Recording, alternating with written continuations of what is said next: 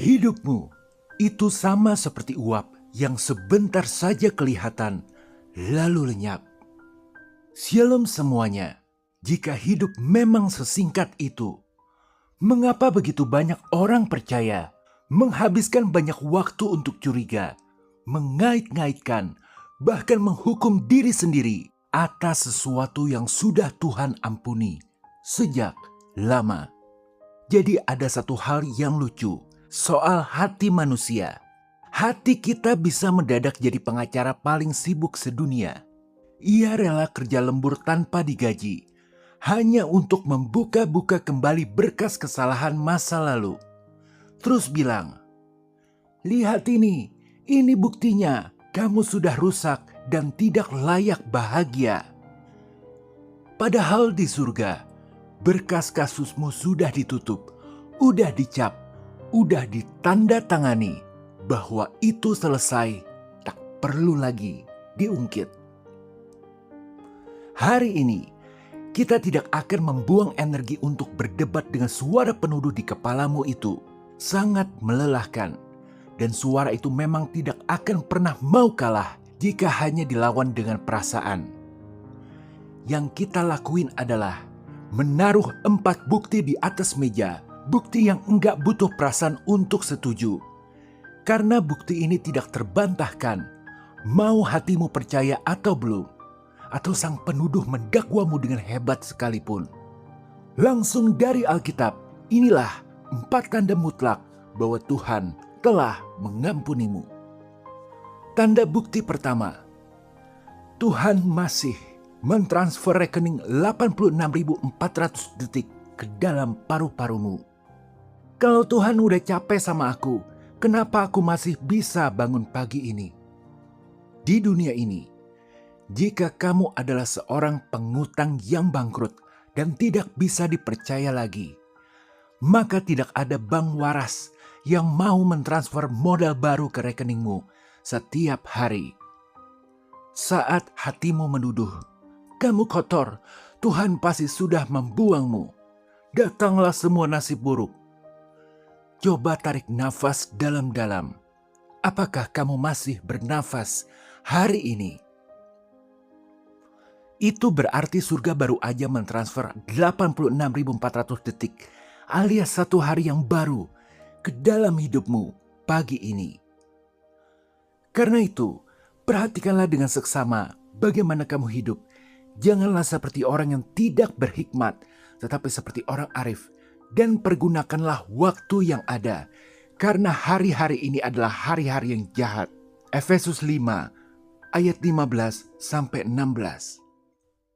Coba bayangin begini, setiap ganti hari jam 00.00 ada satu transfer otomatis yang masuk ke rekeningmu. Nominalnya selalu sama, 86.400 detik.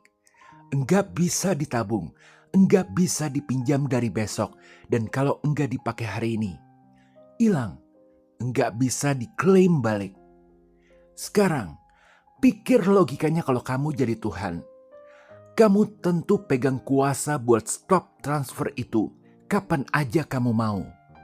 Kalau kamu ceritanya sebagai Tuhan, kalau udah benar-benar selesai sama seseorang, udah capek, udah nyerah, ngapain kamu masih capek-capek transfer 86.400 detik ke rekening orang itu tiap pagi tanpa libur? Enggak masuk akal kan? Bos yang udah mecat karyawannya enggak akan kasih gajian tiap bulan ke rekening orang itu. Tapi pagi ini transfer itu masuk ke paru-parumu tanpa kamu minta, tanpa kamu pantas-pantasin dulu. Itu bukan rutinitas alam yang kebetulan, itu tanda tangan sah. Setiap kali dadamu naik turun hari ini, ada izin dari surga yang bilang, belum selesai, ada rencana indah buat orang ini. Sekarang, jika kamu merasa Tuhan tidak akan pernah lupa atas hal-hal buruk yang telah kamu lakuin, dengarkan suaranya saat ini. ini untukmu. Aku enggak pernah salah transfer, dan aku enggak pernah lupa nutup rekening yang harusnya ditutup. Detik yang masuk ke paru-parumu pagi ini, itu aku yang tanda tangan sendiri, bukan sistem yang jalan otomatis tanpa aku tahu. Kalau aku udah selesai sama kamu, rekening itu udah lama kutarik. Ya, Tuhan melihat dan mengetahui segala sesuatu. Dia berdaulat penuh dan memiliki kontrol atas segala sesuatu. Bahkan bisa melihat masa depan akan terjadi seperti apa jauh sebelum kamu lahir. Untuk itulah Yesus datang ke dalam hidupmu. Maka tanda kedua berikut akan nyentuh soal apa yang sebenarnya Tuhan nilai dari detik-detik transferan itu. Dan jawabannya bakal bikin kamu berhenti ngitung tahun-tahun yang udah kamu terlanjur buang. Tanda bukti kedua, Tuhan masih melihat kualitas hidup, bukan seberapa banyak waktu yang terbuang. Tapi aku udah buang-buang waktu bertahun-tahun loh. Tuhan pasti udah capek nungguin aku berubah. Rasa bersalah sering berbisik. Kamu udah membuang belasan tahun hidupmu untuk dosa. Semuanya udah terlambat. Tapi ingat, Alkitab berkata, hidup ini hanyalah uap. Maka Tuhan tidak mengukur kelayakanmu dari seberapa panjang masa lalumu yang berantakan, tapi dari kualitas pertobatanmu hari ini. Lihat Yesus, dia hanya hidup 33 tahun di bumi dan hanya butuh 3 tahun pelayanan untuk mengubah sejarah kekekalan. Aku telah mempermuliakan engkau di bumi dengan jalan menyelesaikan pekerjaan yang engkau berikan kepadaku untuk melakukannya. Yohanes 17 ayat 4. Yesus hidup di bumi 33 tahun. Bandingin sama tokoh-tokoh lain yang hidup sampai 70, 80, bahkan 90 tahun. Terus nulis buku, bangun kerajaan, ninggalin warisan segede gunung. Tapi nggak ada satupun dari mereka yang ngubah arah sejarah manusia kayak 33 tahun itu. Kenapa? Karena surga nggak pakai kalkulator yang ngitung lama waktu. Surga pakai alat ukur lain bernama kepenuhan. Kayak orang nonton film. Ada film 3 jam yang isinya cuma muter-muter. Dan ada film 1,5 jam yang setiap detiknya kerasa. Film yang kedua itu yang diingat, yang dipuji, yang nempel di kepala lama setelah lampu bioskop nyala lagi. Hidupmu enggak dinilai dari berapa tahun kamu jauh dari Tuhan. Itu hitungan hati kamu sendiri, bukan hitungan surga. Surga lagi lihat hari ini, detik ini, apa kamu lagi nengok ke arahnya atau enggak? Itu satuan ukurnya, bukan akumulasi rasa gagalmu selama ini. Alkitab nyatanya ajarin untuk mikirin hidupmu itu kurang lebih seperti highlight pertandingan bola. Nggak ada yang nonton ulang 90 menit penuh. Yang diputar ulang cuma momen-momen gol, momen-momen yang berarti. Surga ngumpulin highlight hidupmu dengan cara yang sama. 10 tahun kelam yang kamu sesali bukan satu-satunya footage yang ada. Hari ini, momen ini, di mana kamu mau dengerin video sampai sejauh ini, itu juga lagi direkam. Dan itu yang akan dipakai surga buat narasi cerita hidupmu. Lalu bagaimana dengan bagian kelamnya? Dari mata surga, gelap bukanlah tontonan utama, Itu adalah adegan pembuka sebelum kebangkitanmu. Bangkitnya hidupmu jauh lebih menarik daripada jatuhnya dirimu. Maka sekarang, jika kamu merasa Tuhan tidak akan pernah lupa atas hal-hal buruk yang telah kamu lakuin, dengarkan suaranya saat ini. Ini untukmu. Aku enggak ngitung tahun-tahun yang udah lewat, kayak kamu ngitung di kepalamu sendiri tiap beberapa waktu. Aku lihat detik ini. Apa kamu lagi nengok ke aku atau masih ngumpet? Itu aja yang aku pakai buat nilai kualitas harimu. Ingatlah, yang dinilai Tuhan itu kualitas hari ini, bukan akumulasi salah masa lalu. Nah, berarti akan ada sesuatu yang Tuhan taruh di hatimu sekarang, supaya kamu otomatis tahu mana yang penting buat dikerjain hari ini. Dan itu yang bawa kita ke tanda ketiga, tanda yang sering kamu salah artiin sebagai rasa bersalah, padahal itu rasa rindu. Tanda bukti ketiga, Tuhan masih menaruh urgensi kerajaan surga di hatimu. Kalau aku merasa udah jauh dari Tuhan, kenapa kadang tiba-tiba ada rasa, kayaknya aku harus benerin hidup aku deh. Tanda paling mutlak bahwa Tuhan sudah mengampunimu justru ada pada apa yang membuatmu gelisah. Jika Tuhan sudah membuangmu, kamu tidak akan peduli lagi pada dosa. Kamu akan kebas. Tapi fakta bahwa kamu merasa bersalah, fakta bahwa kamu mendadak punya urgensi memikirkan keselamatanmu, bahkan keluargamu, atau ingin hidup lebih benar, itu adalah bukti Roh Kudus masih tinggal di dalammu. Tetapi carilah dahulu kerajaan Allah dan kebenarannya, maka semuanya itu akan ditambahkan kepadamu. Matius 6 ayat 33. Jadi di kepalamu ada satu sistem kecil namanya RAS, Reticular Activating System. Tugasnya nyaring banyaknya informasi yang masuk setiap detik, terus milih. Ini penting, sisanya skip. Itu kenapa kalau kamu lagi mikirin beli motor warna merah, tiba-tiba kamu bakal ngelihat motor merah di mana-mana, di jalan. Bukan tiba-tiba motor merahnya jadi banyak. Filter di kepalamu yang berubah, mulai naikin merah jadi prioritasnya. Sekarang, perhatikan pola yang sama di hatimu.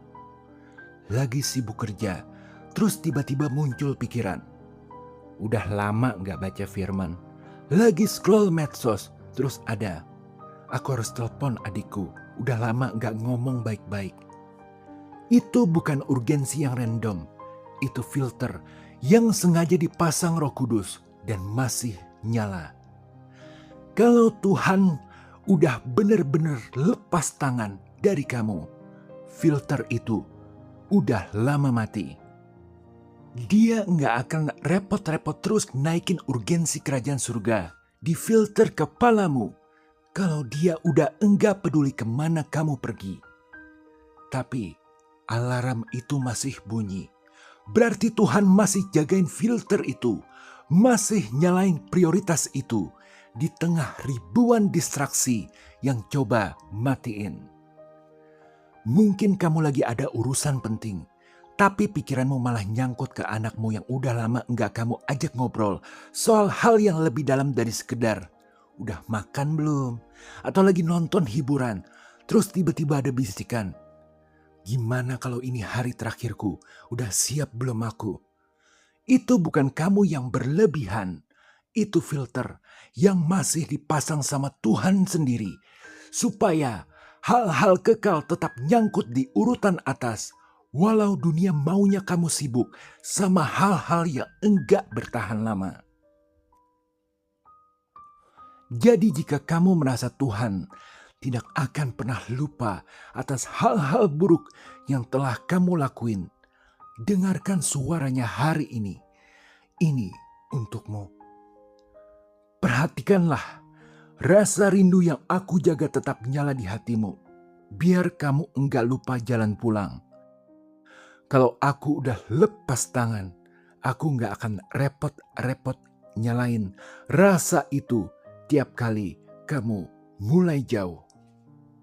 Sekarang kita ke tanda terakhir yang paling berat buat diterima, tapi juga yang paling membebaskan.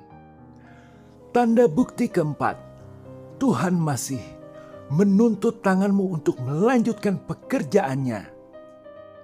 Kalau Tuhan udah kecewa berat sama aku, ngapain dia masih kasih aku tugas buat dikerjain?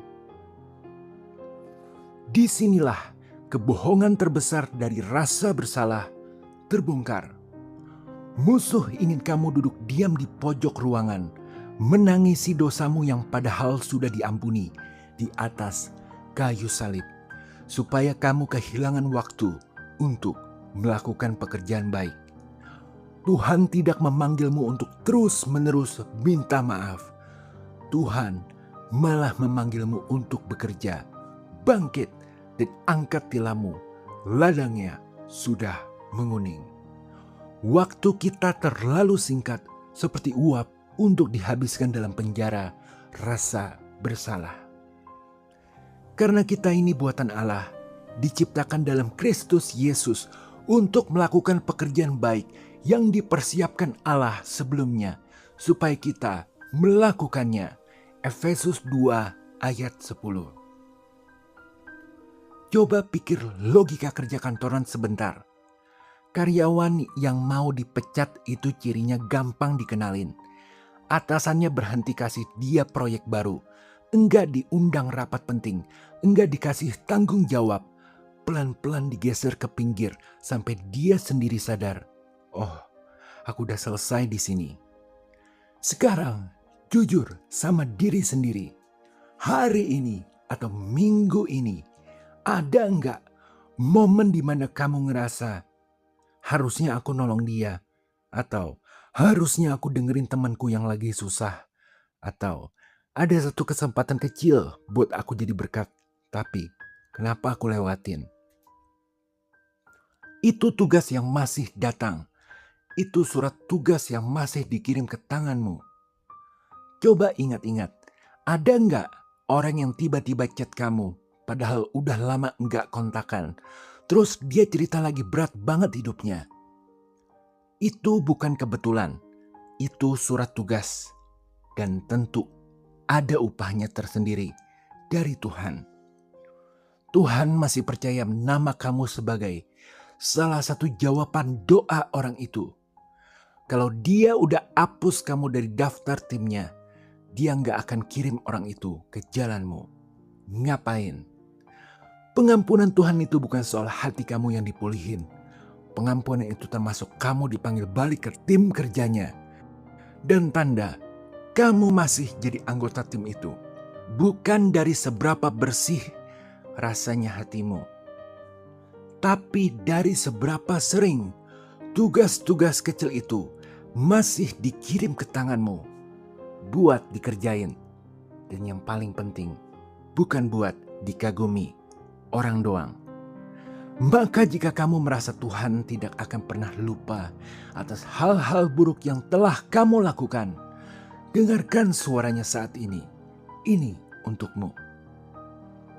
Kalau aku udah selesai sama kamu, aku gak akan kirim tugas baru ke tanganmu hari ini.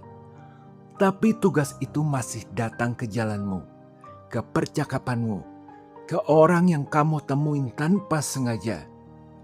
Itu artinya kamu masih bagian dari timku, dan timku enggak pernah dibentuk dari orang yang sempurna, cuma dari orang yang masih punya hati untuk turun tangan. 4 bukti ini bukan teori yang cuma indah didengar. Mereka ada di tubuhmu, di paru-parumu yang masih bernafas, di waktumu, di kualitas hari ini. Bukan lagi soal kemarin, di hatimu, di filter yang masih nyala. dan di tanganmu, di tugas yang masih dikirim. 4 bukti, 1 kesimpulan. Kamu nggak pernah ditinggal sejauh yang hatimu bilang. Apalagi sedang dihukum terus-menerus. Sekarang, di momen pencerahan ini, mari kita bawa semua bukti ini ke satu tempat. Bukan lagi ke tempat biasanya hatimu nuduh, tapi ke altar tempat Tuhan mencurahkan kasih karunia. Saya mau kamu ikuti doa ini, kalimat per kalimat. Nggak usah buru-buru, ucapkan pelan. Bahkan kalau cuma lewat hati. Inilah doa sepakat dalam nama Yesus. Mari kita berdoa. Ucapkan, Tuhan, aku datang apa adanya. Tanpa alasan, tanpa pembelaan. Aku lagi berhenti sebentar dari semua kesibukanku. Dan aku biarkan Engkau bicara duluan. Karena aku sadar selama ini ada suara di hatiku yang lebih keras dari suaramu. Suara itu suka nuduh. Padahal Engkau telah lama membebaskan. Selama ini aku hidup seperti terdakwa yang masih menunggu vonis. Bahkan merasa sedang menjalani hukuman. Padahal Engkau sudah menyatakan aku bebas. Jauh sebelum aku berani percaya. Hari ini aku berhenti menekan diri. Dengan rasa bersalah. Hari ini aku berhenti menghukum diriku sendiri. Atas apa yang sudah Engkau selesaikan di kayu salib.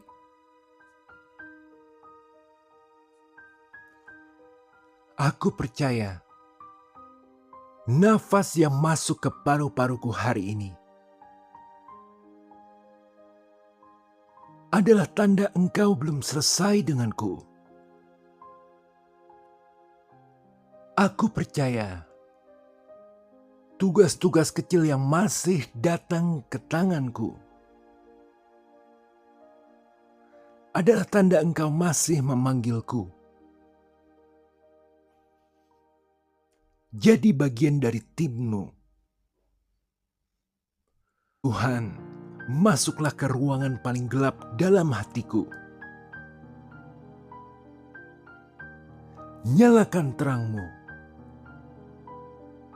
Di tempat yang paling lama membuatku takut. Dan jangan pernah berhenti. Aku serahkan semua tuduhan ini ke tangan-Mu. Bukan untuk aku pegang lagi. Aku serahkan hidupku. Bukan untuk dihukum. Tapi untuk dipakai sesuai rencana-Mu. Dalam nama Yesus, aku percaya. Amin. Kalau hari ini kamu baru sadar, 4 bukti ini udah ada di hidupmu dari awal. Cuma kamu belum pernah disuruh lihat. Tinggalin kata di komentar. Atau kalau ada pertanyaan. Biar yang lain yang lagi baca komentar bisa ikut diingetin. Mereka juga enggak sendirian. Jika berkenan, berikan like, subscribe, dan share. Sampai ketemu di video berikutnya. Tuhan Yesus memberkati.